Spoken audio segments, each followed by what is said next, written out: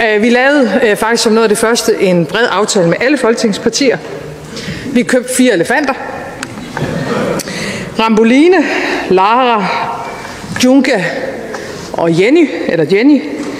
Hvad vi ikke vidste, da vi gik i gang med det køb, og det skal man jo ikke grine af det her, det er jo, at Ramboline, altså den ene af elefanterne, også havde en ven, en bedste ven, en kamel.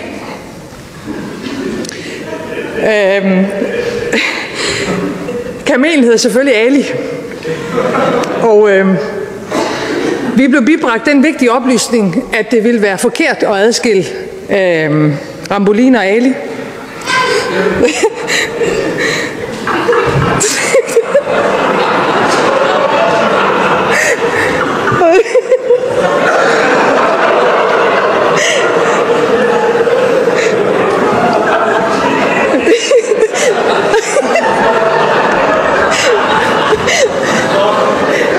Og derfor fik vi faktisk Ali med.